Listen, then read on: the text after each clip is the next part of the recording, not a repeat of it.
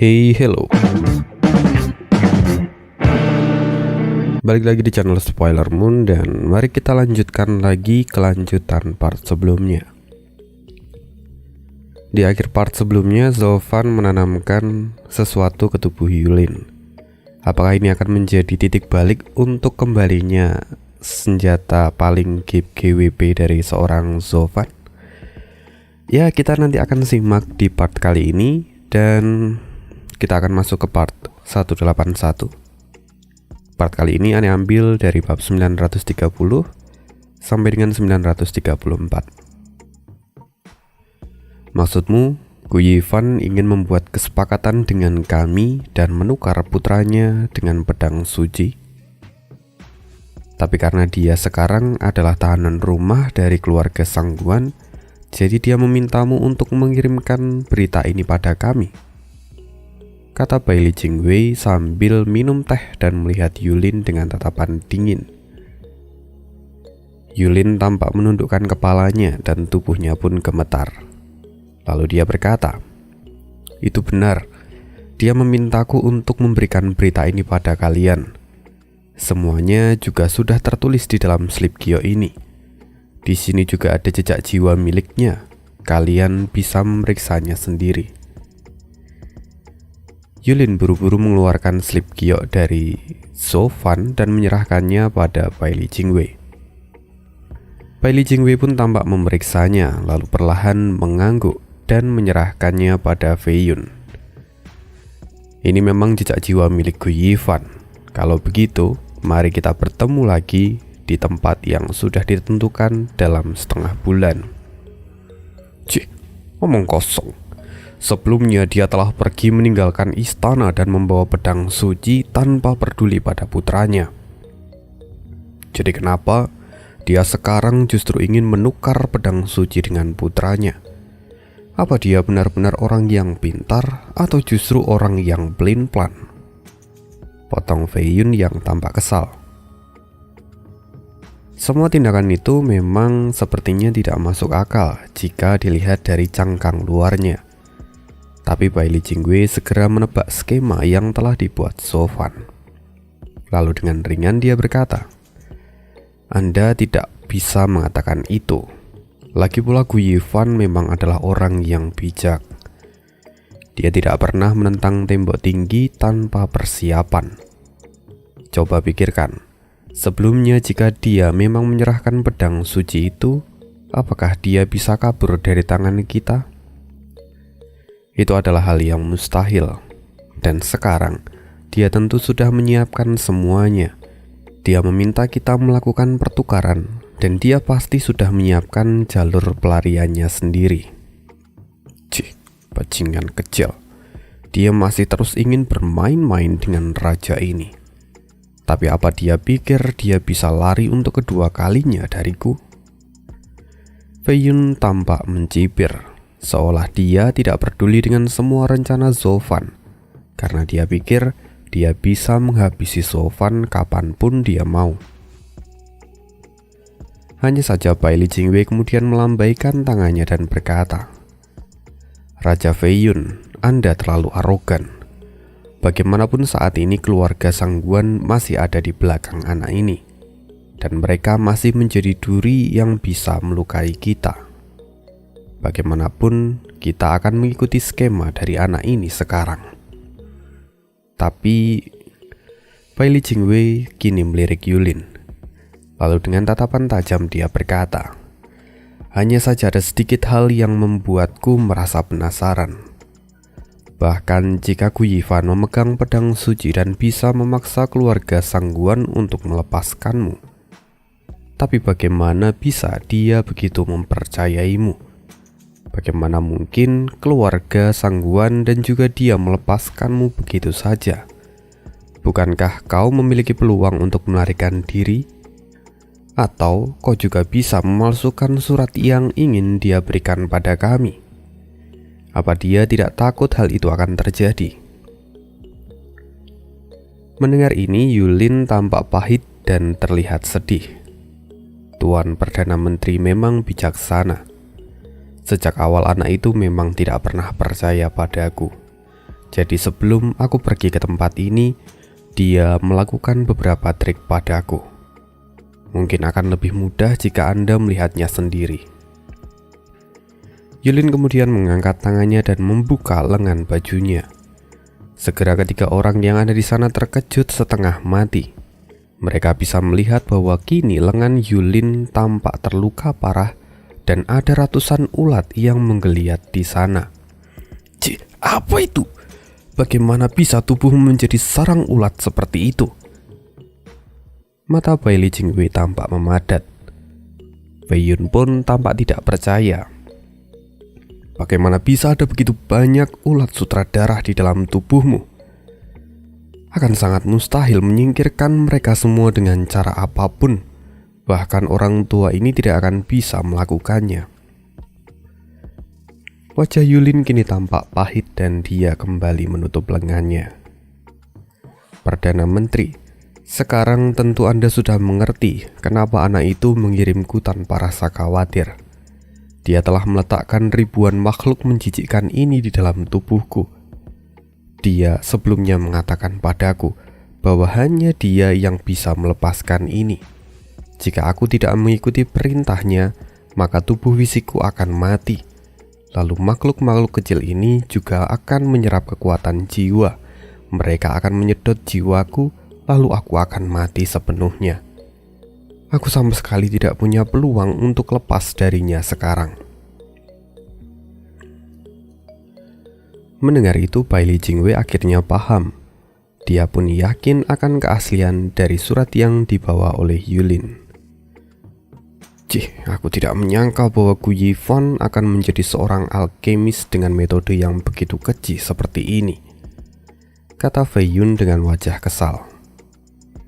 Bailey Jingwei pun mengangguk dan dia perlahan berkata, sejak zaman kuno, kesuksesan seorang jenderal terletak pada 10.000 tulang yang menopangnya. Gu Yifan bukan orang yang terhormat dan sangat picik. Karena itu, kita harus memperlakukannya dengan sangat hati-hati. Ngomong-ngomong, Tuan Yulin, masih banyak kebingungan di dalam hatiku. Jadi aku ingin kamu menjawabnya beberapa. Bailey Jingwei menoleh ke arah Yulin. Karena sekarang keluarga Sangguan membiarkanmu pergi, mereka pasti juga sudah mengambil tindakan antisipasi. Aku khawatir bahwa mereka akan memindahkan keluarga mereka ke tempat yang lain. Dan jika itu terjadi, lalu bagaimana caramu untuk memberikan laporan pada Gu Yifan? Yulin kemudian membungkuk. Perdana Menteri, meski aku tidak bisa menemukan mereka, tapi kami telah membuat janji sebelumnya. Dan dia mengatakan akan segera menemukan saya.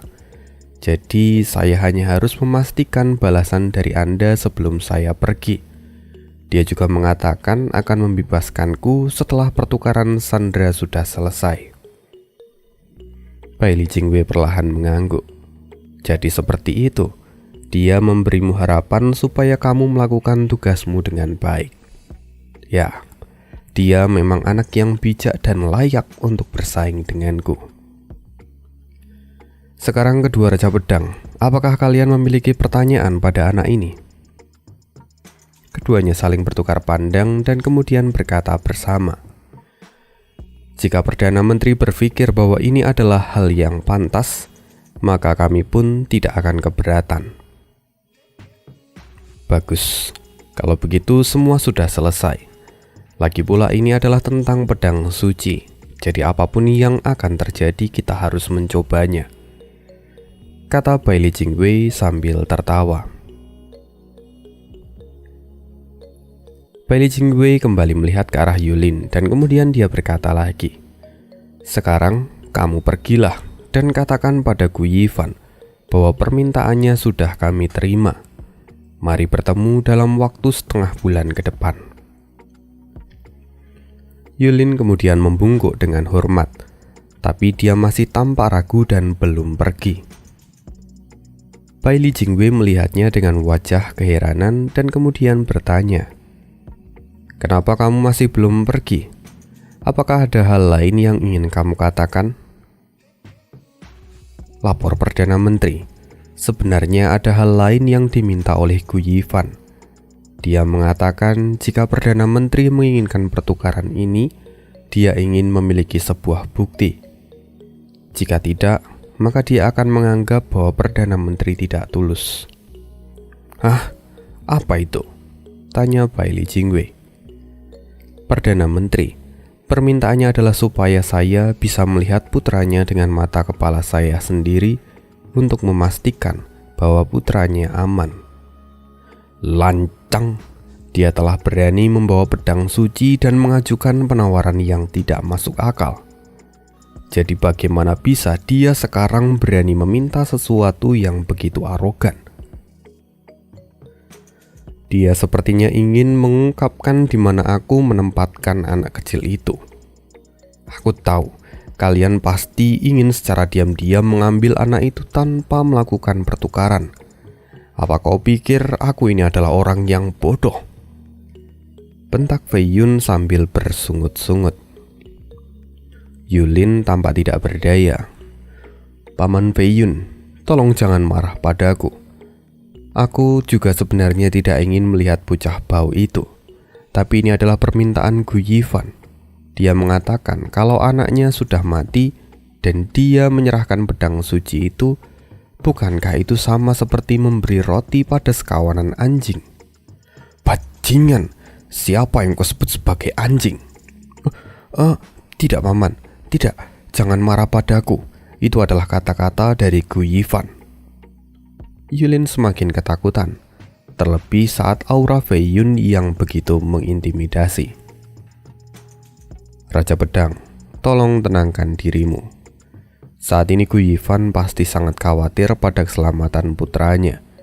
Jadi wajar jika dia melakukan itu," kata Bailey Jingwei sambil melambaikan tangannya. "Aku mengerti situasinya. Sekarang kembalilah dan katakan pada Gu Yifan bahwa putranya baik-baik saja. Jika dia memang menginginkan pertukaran ini, maka sampai jumpa di hari dan tempat yang sudah dia tentukan," kata Bailey Jingwei dengan santai sambil menyesap secangkir teh. Fei Yun dari samping pun tampak mencibir. "Itu benar. Sekarang kembalilah saja padanya. Lagi pula selama kamu mengatakan bahwa putranya baik-baik saja, dia juga tidak akan tahu apa yang ada di sini." Yulin tampak putus asa. Jika semua memang semudah itu, maka ini tidak akan menjadi sulit. Wajahnya benar-benar tampak masam, dan dia kemudian berkata dengan wajah ketakutan, "Sayangnya, kalian tidak tahu bahwa Gu Yifan adalah monyet yang sangat cerdas. Dia tidak akan bisa ditipu dengan sangat mudah. Sebelumnya dia datang padaku dan mengatakan bahwa aku harus memastikan kalau putranya baik-baik saja dengan mata kepalaku sendiri. Jika aku tidak melakukannya, maka dia akan menganggap putranya sudah mati. Lalu semua kesepakatan ini akan dibatalkan. Dan setelah itu dia akan kembali ke Dongso bersama dengan keluarga Sangguan." Fei Yun mengerutkan keningnya. "Bahkan jika dia mengatakan itu, tapi kau hanya tinggal mengatakan kalau kau sudah melihat putranya, dia juga tidak akan bisa membuktikan kebohonganmu. Sayangnya, sama seperti yang sudah saya katakan sebelumnya, itu bukan hal yang mudah," kata Yulin sambil menggelengkan kepalanya.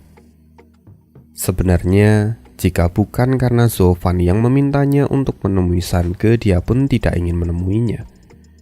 Tapi karena ini adalah perintah, dia tidak punya kuasa untuk menentang. Yulin melihat ke arah Fei Yun dan Bailey Jingwei, tapi mereka tidak ada satupun yang mengatakan apapun, seolah mereka sedang memikirkan sesuatu. Perlahan Yulin semakin ketakutan dan pikirannya sudah memikirkan hal yang tidak-tidak. Wajahnya pun tampak semakin masam dan dia berseru, "Tidak, kenapa kalian hanya diam saja? Apakah anak itu sudah mati? Paman, kamu tidak seharusnya membunuh anak itu sekarang. Jika dia mati, maka kalian tidak akan bisa mendapatkan pedang suci itu. Sial, jika begini, aku akan segera mati. Paman, kenapa kamu melakukan ini? Jika kamu memang ingin membunuhnya, setidaknya kamu bisa membunuh anak itu setelah mendapatkan pedang suci itu. Dan kamu juga Perdana Menteri. Kamu adalah orang yang bijak. Lantas kenapa kamu membiarkan itu? Diam!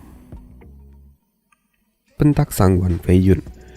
Wajahnya tampak dingin dan dia berkata sambil menghela nafas. Berhentilah berteriak. Anak kecil itu masih hidup sekarang. Benarkah?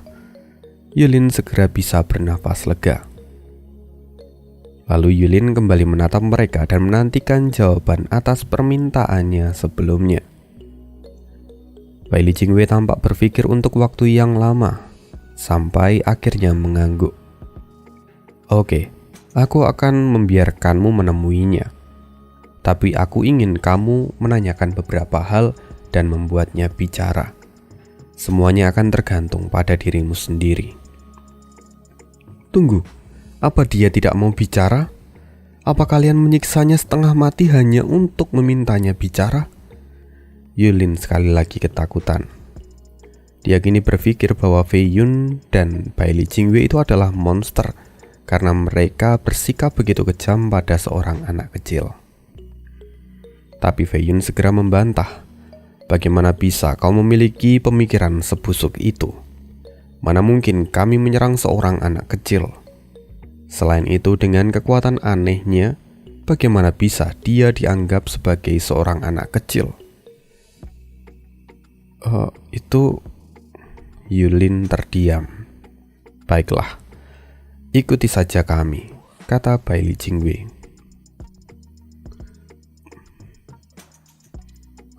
Yulin masih tampak bingung, tapi Fei Yun dan yang lainnya sudah berjalan. Jadi mereka pun segera mengikutinya. Sekarang mereka melewati pavilion dan sampai di dekat bebatuan. Lalu segera gelombang fluktuasi pun menyebar dan kemudian sebuah gua batu terlihat di sana. Mereka berempat kemudian masuk tanpa permisi. Lalu sampailah mereka di depan sebuah ruangan yang dijaga oleh 2 orang ahli di ranah Soul Fusion. Selain kedua orang ini, tentu masih ada puluhan penjaga yang tersebar di berbagai titik. Yulin tampak semakin bingung karena penjagaan ini seolah terlalu berlebihan untuk seorang anak kecil. Tapi dia tidak bisa mengatakan apapun dan hanya mengikuti langkah Fei Yun. Akhirnya mereka masuk ke ruangan yang terlihat cukup rapi. Tapi ada bau busuk dan juga udara yang begitu lembab. Selain itu di sana juga ada tempat tidur dengan ukiran besar yang tampak sangat mewah. Ketika melihat lebih dalam lagi, Yulin seketika terkejut ketika melihat seorang anak kecil dengan wajah pucat yang berbaring di tempat tidur. Fei Yun tiba-tiba menepuk bahu Yulin dan menunjuk ke arah anak kecil yang terbaring itu. Hei, bukankah kau ingin melihat iblis kecil itu? Dia ada di sana, dan kau jelas bisa melihatnya bahwa aku tidak menyiksa anak itu. Mata Yulin memadat. Pada awalnya dia tidak yakin kalau itu adalah Sange putra Sofan. Tapi setelah melihatnya sekali lagi, dia bisa yakin dan dia sekarang tahu bahwa anak kecil ini masih belum mati. Sange. Suara lirih terdengar dari sudut kota Fei Yun. Sosok bayangan hitam kini tengah membentuk sebuah segel di tangannya. Lalu perlahan dia membuka matanya dan orang ini tidak lain adalah Sofan. Rupanya dia sudah memasuki kota Fei Yun dan mengikuti Yulin dari belakang. Saat ini Sofan bisa melihat keadaan Sange meski dari jarak jauh. Itu semua karena darah di balik tumpukan ulat sutradara yang ada di tubuh Yulin.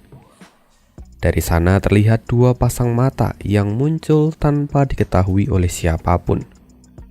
Dan kedua bola mata itu tidak lain adalah milik Baby Blood, milik Sofan. Faktanya, Sofan sebelumnya meletakkan begitu banyak ulat sutra darah ke tubuh Yulin bukan karena dia ingin mengendalikan ataupun mengancam Yulin. Tapi tumpukan ulat sutra darah itu dia gunakan untuk menyembunyikan hawa kehadiran dari Baby Blood. Lagi pula mengendalikan ahli di atas ranah virtual menggunakan ulat sutra darah itu hampir tidak berguna. Karena semakin tinggi kultivasi mereka, akan semakin mudah bagi mereka untuk bertahan dari pengaruh ulat sutra darah. Ini juga menjadi alasan kenapa selama ini Sofan tidak pernah menggunakan ulat sutra darahnya lagi. Karena itu sebelumnya saat Sofan menanamkan ulat sutra darah dan juga Baby Blood, dia membuat Yulin tidak sadarkan diri terlebih dahulu supaya dia tidak bisa mendeteksi keberadaan Baby Blood.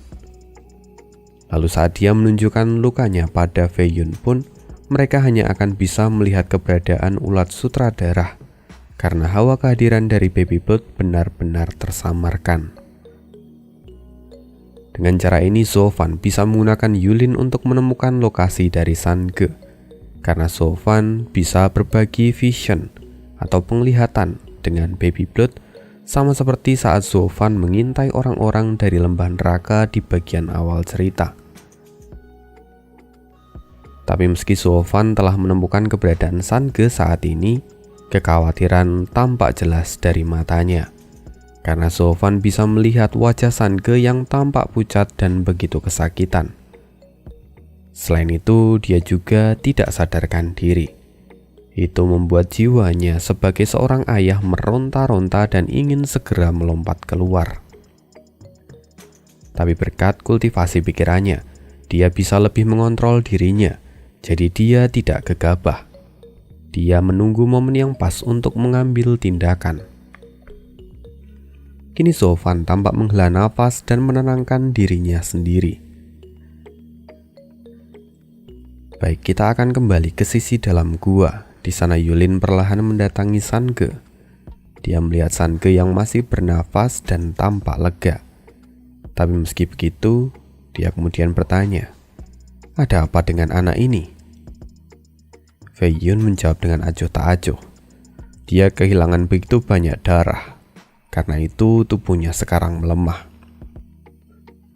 Yulin semakin terkejut. Lalu dia kembali melihat ke arah Sange. Dia bisa melihat tangan Sange yang kini dibalut oleh perban dan darah terus merembes keluar dari sana. Yulin tampak semakin ngeri lalu berkata, "Kenapa dia masih berdarah? Apa yang kamu lakukan padanya?" Kentut Pau, meski orang tua ini bukan orang baik, tapi tanganku tidak begitu kotor sampai tega menyiksa anak kecil. Aku tidak melakukan apapun padanya. Bahkan aku meletakkan dia di ruang rahasiaku untuk berlatih supaya dia bisa menyembuhkan lukanya lebih cepat. Jadi itu adalah pertanyaan yang konyol, bentak Feiyun. "Tunggu, jadi ini adalah ruang latihan paman? Apa kau buta? Jelas sekali ini adalah tempat latihan. Apa tempat ini mirip seperti penjara bawah tanah?" Feiyun tampak semakin kesal. Lalu perlahan dia mengalihkan pandangannya pada Sange. Dan dia berkata, "Anak ini memang agak aneh. Setelah dia mendapatkan luka dari orang tua ini, dia tak kunjung membaik. Bahkan setelah mendapatkan begitu banyak perawatan dan obat, lukanya juga tak kunjung sembuh.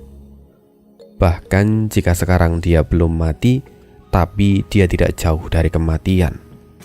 Karena itu kami ragu untuk menggunakannya sebagai alat pertukaran." Akhirnya Yulin paham kenapa sebelumnya Bailey Jingwei dan Feiyun diam saat dia minta untuk bertemu dengan Sange. Rupanya kondisi Sange sudah berada di ujung kematian.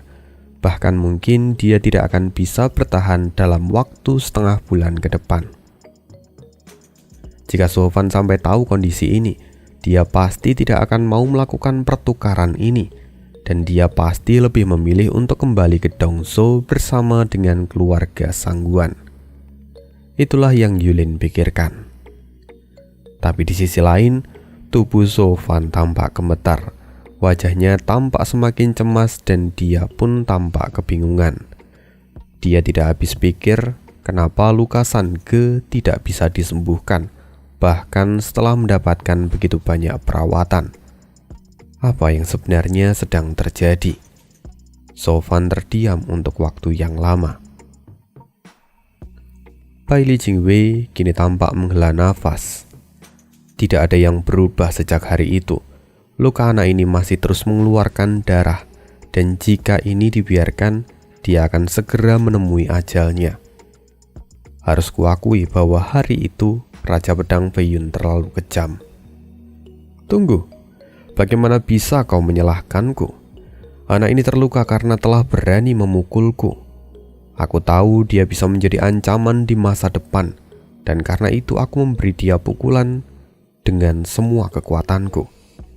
Jika orang biasa menerima itu, harusnya dia sudah mati.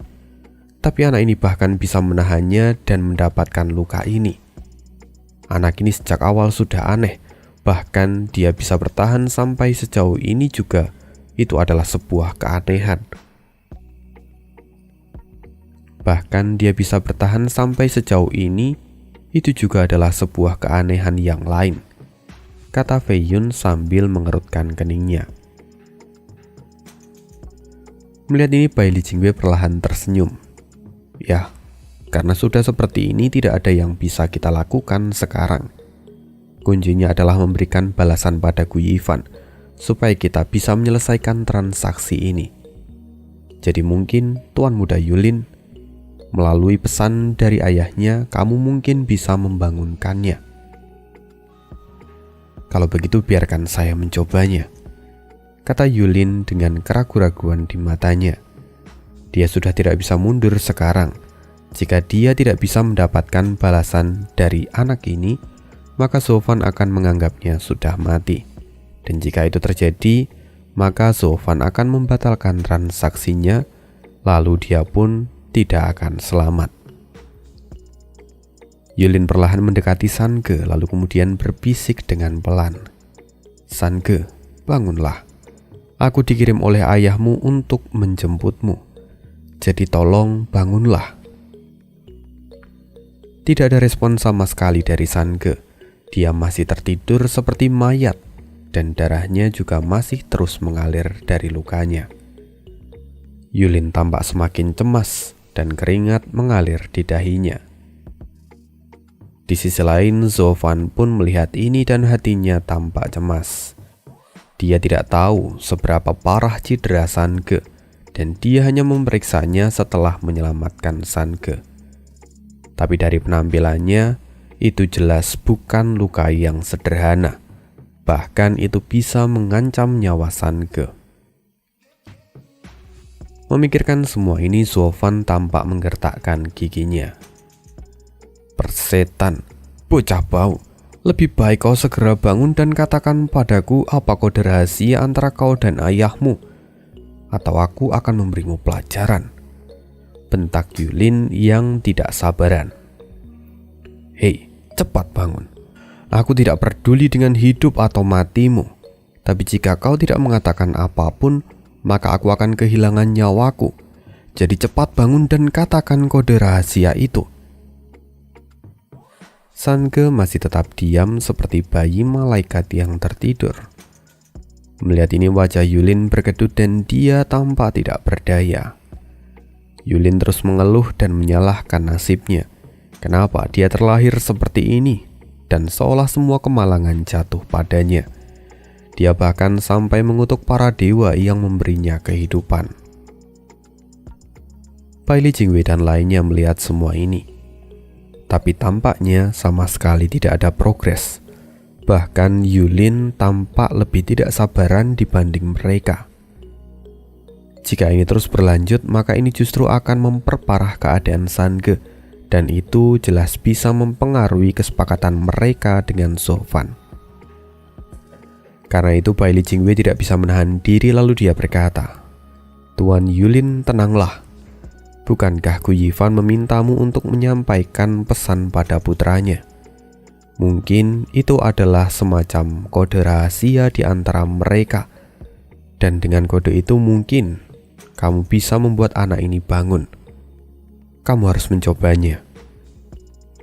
Yulin tiba-tiba teringat dan dia segera mengangguk. Dia kemudian menatap Sange yang masih terbaring lalu berkata, "Sange, ayahmu memintaku untuk mengatakan bahwa jika kamu dalam bahaya, dia pasti akan datang untuk menyelamatkanmu. Kesepakatan seorang pria, jangan melupakan satu sama lain." Baiyun mengerutkan keningnya dan tidak tahan untuk mencibir. "Hei, apakah ini yang dikatakan Gu Yifan pada putranya? Bagaimana bisa dia seolah-olah berada di generasi yang sama dengan putranya? Apakah itu adalah tindakan yang layak?" Baili Jingwei pun tampak bingung dan ada kecurigaan di dalam hatinya. Tapi di saat itu, sebuah suara kecil mulai terdengar. "Kesepakatan seorang pria, aku tidak pernah lupa." Semua orang terkejut, mereka menoleh dan melihat bahwa saat ini Sange perlahan membuka matanya dan senyuman terlihat di wajahnya. Dia bangun. Mata Yulin tampak berbinar dan segera berteriak. Baili Jingwei pun tampak tidak percaya dan hanya bisa menggelengkan kepalanya. Ayah dan anak ini benar-benar tidak biasa. Bahkan jika aku pernah mendengar beberapa ayah dan anak yang hidup rukun satu sama lain, bahkan mereka memiliki kedudukan yang setara. Aku tidak menyangka kalau mereka akan membuat kesepakatan seorang pria. Mereka memang benar-benar penuh dengan kejutan. Orang lain pun tampak mengangguk. Mereka masih tampak tidak percaya dengan apa yang mereka lihat ini. Tapi yang pertama sadar dari semua lamunan itu adalah Yulin. Dia tidak bisa membuang waktunya karena ini adalah masalah hidup dan mati bagi dirinya. Lalu Yulin buru-buru berkata, "Bocah kecil, akhirnya kamu bangun. Sekarang cepat katakan padaku bagian kedua dari kode ini. Aku harus segera kembali dan melapor pada ayahmu. Cepat katakan."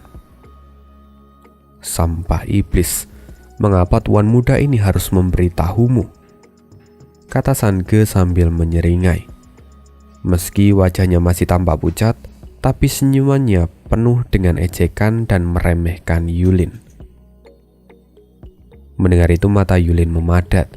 Dia mengepalkan tinjunya dan sekali lagi mengutuk. "Bajingan kecil sialan, sebaiknya kau jujur padaku. Cepat katakan bagian kedua dari kode kalian. Aku datang untuk menyelamatkanmu, tapi beginikah sikapmu padaku? Cepat katakan padaku." "Sampah iblis, mengapa tuan muda ini harus memberitahumu?" Wajah Sange tampak cemberut dan dia memalingkan wajahnya. Yulin semakin geram. Dia kemudian berteriak, "Bocah bau, aku baru saja menjelaskan masalah ini untukmu. Semua demi kebaikanmu sendiri, jadi jangan mengulur waktu. Jika kau terus seperti ini, waktumu akan semakin habis dan kau akan segera mati. Jadi katakan kelanjutan kode rahasia itu." "Sampah iblis, mengapa tuan muda ini harus memberitahumu?" "Bajingan kecil, apa kau tidak paham dengan ucapan manusia?" Yulin benar-benar putus asa. Bahkan dia sampai berlutut di samping tempat tidur Sange dan memohon, "Anak kecil, kumohon padamu, katakan bagian kedua dari kode itu, supaya aku bisa kembali dan bicara pada ayahmu. Jika kau bersikeras seperti ini, kau hanya akan mati membusuk di tempat ini." Sange terdiam sesaat, lalu dia tampak tersenyum dengan senyuman iblis miliknya dan dia berkata, "Sampah iblis, mengapa tuan muda ini harus memberitahumu?" Tubuh Yulin gemetar. Dia sudah tidak tahu lagi harus berbuat apa. Mentalnya benar-benar hancur karena dipermainkan oleh Sange. Dari belakang, Baili Jingwei tiba-tiba menyela. Tuan Yulin, tunggu sebentar. Kurasa bagian kedua dari kode ini adalah sampah iblis, mengapa tuan muda ini harus memberitahumu?" Mendengar pernyataan dari Bailey Jingwei, pupil mata Yulin tiba-tiba mengecil.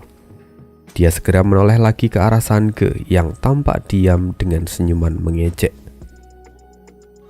"Bukankah tuan muda ini sudah memberitahumu bagian kedua dari kode ini sejak awal? Tapi kau benar-benar tidak punya otak sampai kau tidak bisa memahami kata-kata manusia. Dasar bodoh," kata Sange. Mendengar itu, Yulin seperti terkena tamparan tepat di wajahnya. Dia benar-benar merasa dipermainkan oleh ayah dan anak ini. Tapi dia kemudian berkata, "Anak dan ayah ini benar-benar tahu cara untuk bermain. Lagi pula kode rahasia macam apa yang bahkan kita tidak bisa mengerti artinya?"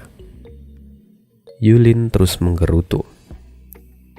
Tapi Bailey Jingwei, dia tampak tertawa dan berkata, "Ya, orang aneh selalu berada di tempat yang aneh. Mungkin ini adalah cara mereka untuk mencegah orang lain menerka-nerka kode rahasia mereka. Kamu tidak perlu terlalu memikirkannya. Lagi pula, karena sekarang kita sudah tahu bagian kedua dari kode rahasia ini, kamu bisa segera kembali dan bertemu dengan Gu Yifan, supaya nanti kamu bisa mendapatkan kembali kehidupanmu." Yulin paham dan dia segera mengangguk. Perdana Menteri memang bijak. Maka sekarang saya akan segera kembali menemui Gu Yifan. Semoga kesepakatan ini berjalan sesuai dengan yang diinginkan dan pedang suci dapat kembali ke tangan kita. "Ya, kuucapkan terima kasih atas kerjasamamu," kata Bailey Jingwei sambil tersenyum. Setelah itu keempat orang itu pun meninggalkan ruang ini dan pergi keluar. Melihat bayangan mereka perlahan menghilang, Sange tampak tersenyum. "Ayah datang untuk menyelamatkanku." Aku tidak tahu apakah ayah mengerti akan kode itu atau tidak, karena aku sendiri tidak mengerti. Di tengah rasa sakit yang Sange rasakan, dia masih sempat tertawa. Kembali ke sisi Bailey Jingwei dan dua raja pedang yang membawa Yulin untuk kembali. Mereka melewati lorong yang sebelumnya mereka lewati. Mereka terus berjalan tanpa mengatakan apapun, dan mereka juga bahkan tidak menyadari kalau saat ini bahaya sedang mengintai mereka dari balik bayangan. Beberapa penjaga dari ranah Gu Yifan yang berjaga di sana perlahan merasakan hawa yang mencekam di punggung mereka. Mereka bahkan tidak tahu apa yang akan terjadi. Tapi saat rombongan ini semakin menjauh, hawa mencekam itu semakin terasa dalam. Tiba-tiba gelombang fluktuasi menyebar dari tubuh Yulin. Dia berhenti tanpa mengatakan apapun dan dia tidak bisa bergerak atau bahkan bicara. Saat ini mereka masih berada di tengah-tengah lorong gua dan masih cukup jauh dari pintu keluar. Tentu itu membuat mereka semua terkejut. Fei Yun segera berbalik dan menatap Yulin dengan tatapan curiga. "Ada apa denganmu? Kenapa kau berhenti tiba-tiba?" Yulin tetap berdiri diam di sana. Wajahnya tampak semakin panik dan dia ingin berteriak. Tapi mulutnya terkatup rapat seolah dia tidak bisa mengendalikan tubuhnya. Fei Yun semakin curiga. Dia perlahan mendekat untuk memeriksa keadaan Yulin. Sedangkan Yulin menatap Fei Yun seperti seseorang yang minta pertolongan. Hanya saja karena tempat itu cukup gelap, sampai-sampai Fei Yun tidak bisa melihat dengan jelas wajah Yulin.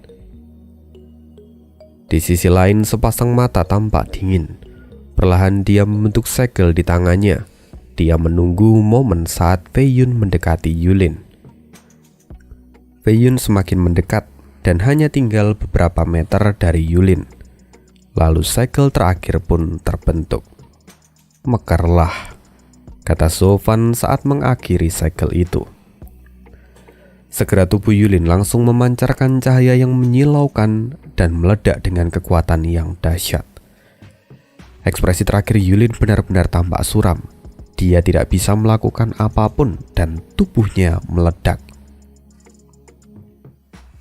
Melihat ini, Fei Yun benar-benar terkejut. Dia bisa melihat tubuh Yulin yang meledak dengan kekuatan yang dahsyat. Lagi pula, Yulin adalah ahli di ranah Soul Fusion, dan karena itu juga daya ledaknya sangat luar biasa. Tapi, Fei Yun juga bukan orang sembarangan. Dia adalah salah satu dari 9 Raja Pedang dan juga mantan jenius pertama dari Dongzhou. Jadi responnya sangatlah baik. Dia segera membentuk perisai dari kekuatan Yuan miliknya. Dia menutupi seluruh bagian tubuhnya, sehingga tidak ada satupun daya ledak yang menyentuh tubuhnya. Tapi berbeda dengan para penjaga yang ada di sekitar sana, mereka banyak yang terlambat bereaksi. Beberapa dari mereka mungkin sempat mengeluarkan perisai Yuan, tapi tidak dengan yang lain. Karena itu, mereka pun ditelan oleh ledakan ini. Bagi ahli di ranah Soul Fusion, ledakan ini jelas dengan mudah merenggut nyawa mereka. Hanya mereka yang cukup jauh yang bisa bertahan dengan luka di seluruh tubuh mereka. Sedangkan untuk para ahli di ranah Guiyuan pun tidak bisa menahan serangan ini sepenuhnya. Beberapa dari mereka terlihat terluka. Dalam sekejap, sebagian besar dari 50 ahli yang menjadi penjaga di sana meregang nyawa, sedangkan yang lainnya pun terluka. Tapi, ini baru permulaan. Tepat saat semua orang berpikir ini telah berakhir, api petir hitam tampak berkumpul di tempat di mana Yulin sebelumnya berada. Lalu tanpa permisi, api itu meledak ke segala arah. Para ahli yang tidak siap segera terbakar oleh Amaterasu milik Sofan. Bahkan beberapa ahli di ranah Guiyuan tidak bisa bertahan. Sedangkan mereka yang ada di ranah Soul Fusion jelas hanya pergi menjemput ajal mereka. Api terus terbakar dan menghanguskan semua orang yang terkena. Api ini seolah tidak akan padam sebelum apa yang dia sentuh habis terbakar. Itu adalah kekuatan yang sangat-sangat mengerikan. Bahkan Fei Yun tidak bisa menyembunyikan wajahnya yang tampak terkejut. Dia tidak menyangka bahwa ahli di ranah Soul Fusion bisa menyembunyikan kekuatan yang begitu mengerikan, bahkan setelah dia meledakkan dirinya. Ya, di sini Fei Yun masih berpikir bahwa api petir hitam itu adalah peninggalan dari Yulin. Kini ratapan mulai terdengar dari mulut para penjaga. Bahkan ahli di ranah Guiyuan yang sudah terkena api ini tidak bisa menyelamatkan diri. Api itu terus membakar tubuh mereka sampai akhirnya menjadi debu. Fei Yun yang berada paling dekat dengan Yulin mengerutkan keningnya. Jika dia terlambat bereaksi dan terkena api itu, dia pun pasti akan terbakar sampai habis. Tapi untungnya perisai Yuan miliknya itu cukup kuat sampai bisa menahan api ini. Meskipun dia bisa merasakan kalau api ini terus membakar perisainya dan menguras tenaganya dengan cepat. Fei Yun bisa merasakan bahaya dari api ini. Bahkan dia tidak bisa menyembunyikan kakinya yang tampak gemetar. Kini Fei Yun dan King Seng dan juga Bailey Jingwei menghadapi dilema yang sama. Dan yang paling tampak ketakutan jelas adalah Bailey Jingwei, karena dia hanyalah seorang ahli di ranah virtual. Jika di sana tidak ada Dan King Seng, mungkin sekarang dia sudah menjadi abu. Dan dari ketiga orang itu, hanya Dan King Seng yang tahu dengan jelas asal muasal api petir hitam ini, karena hanya dia yang pernah melihat bahwa Sofan menggunakan api ini saat mengalahkan Yelin, di mana dia hanya menggunakan api petir hitam seukuran ibu jari. Tapi hari ini api petir hitam itu tampaknya semakin membesar, yang artinya Zuo Fan semakin menguasai kekuatan ini. Memikirkan semua itu, Dan King-seng tampak bersemangat dan matanya pun dipenuhi dengan kekaguman. Lalu, di saat itu, Fei Yun kemudian berkata, "Saudara Dan, api hitam ini sangatlah aneh. Bahkan kekuatan Yuan kita terus ditekan. Lebih baik kita segera pergi dari tempat ini, karena tempat ini tidak memberi kita cukup ruang untuk bergerak." Dan King-seng segera mengangguk. Oke. Dia segera mengayunkan kedua jarinya ke arah langit-langit gua. Lalu kilatan pedang terbentuk dan membelah langit-langit gua. Segera setelah itu, celah terbuka dan sinar matahari bisa masuk ke dalam. Dan King-seng segera meraih bahu Bailey Jingwei dan terbang ke langit. Dia tampak menjauhi api petir hitam. Tapi api itu seperti hidup dan mencoba mengejar Dan King-seng. Dan King-seng merutkan keningnya dan segera memblokirnya menggunakan perisai Yuan sampai akhirnya dia bisa keluar dengan selamat. Swing! Suara lain menembus udara, dan itu adalah Fei Yun. Dia bersama dengan beberapa master di ranah Gui Yuan yang berhasil bertahan. Akhirnya mereka kini bisa bernafas lega setelah sampai di luar gua. Hanya saja para ahli di ranah Gui Yuan ini kini tampak masam, karena biasanya mereka itu selalu mendominasi orang. Tapi hari ini mereka seolah-olah tidak berdaya dan sangat dekat dengan kematian. Ini adalah pengalaman baru dalam hidup mereka. Bahkan mereka tampak bergidik ketika mengingat kejadian ini. Sekarang hanya tersisa sekitar 5 atau 6 orang dari sekitar 50 penjaga yang berada di gua itu. Sisanya semua mati terbakar oleh api petir hitam. Fei Yun pun tampak gemetar. Dia tidak bisa mengatakan apapun. Ada rona ketakutan di pupil matanya. Dia tidak menyangka akan ada kekuatan semengerikan ini di dunia ini. Lalu dia segera mengayunkan tangannya untuk menutup lubang tempat mereka melarikan diri, supaya api itu tidak keluar dan membahayakan mereka.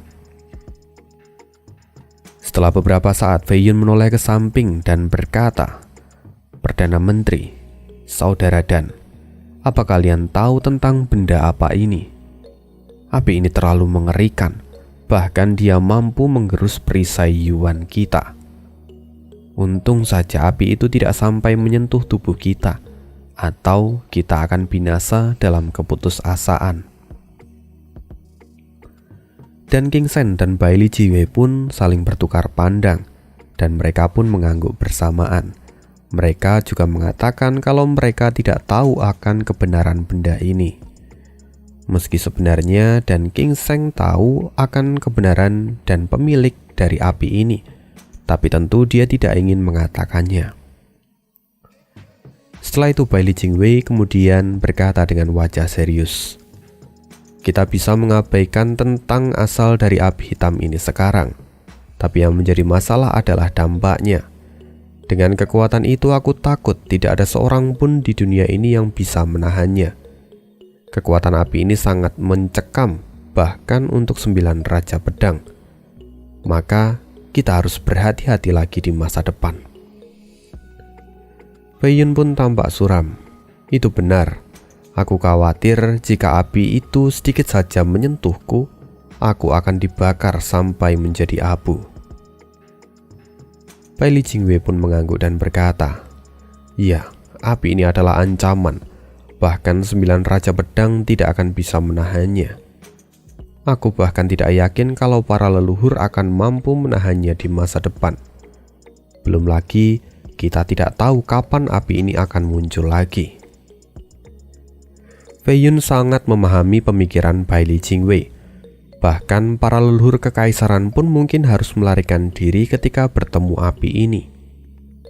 Tapi yang menjadi masalah adalah dari mana sebenarnya api ini berasal. Wajah Fei Yun tampak khawatir. Setelah itu Bailey Jingwei berkata lagi, "Singkat cerita, api ini muncul setelah tubuh Yulin meledak. Jadi bisa kita asumsikan bahwa semua itu berhubungan dengan keluarga Sangguan." Mendengar itu Fei Yun menjadi semakin kesal. "Aku yakin juga begitu. Para bajingan itu pasti menemukan api ini secara tidak sengaja, lalu menggunakan Yulin sebagai umpan untuk membunuhku. Sial, sepertinya aku terlalu menganggap remeh mereka. Aku tidak menyangka dampak dari penghancuran diri anak itu akan sampai separah ini. Fei Xiong, kau memang bajingan sialan. Aku tidak menyangka kalau kau akan sekejam ini." Mendengar itu, Bailey Jingwei mengerutkan keningnya dan segera berkata, "Sangguan Fei Xiong? Kurasa tidak. Dia bukan orang yang kejam seperti itu. Mungkin semua ini adalah rencana dari para tetua agung dari keluarga Sang..." Bum, bum, bum. Sebelum Bailey Jingwei melanjutkan hipotesisnya, tiba-tiba suara ledakan yang lebih besar datang dari arah istana. Ketiganya tampak terkejut dan segera menoleh. Di sana terlihat awan yang membumbung tinggi. Istana Raja Kota kini diserang oleh penyusup. Wajah Fei Yun menjadi semakin masam. Dia segera berteriak, "Perdana Menteri, sepertinya semua ini sudah direncanakan sejak awal. Yulin sengaja digunakan sebagai umpan. Lalu para tetua agung, mereka menyerang istana. Para bajingan ini, berani sekali mereka bermain-main denganku."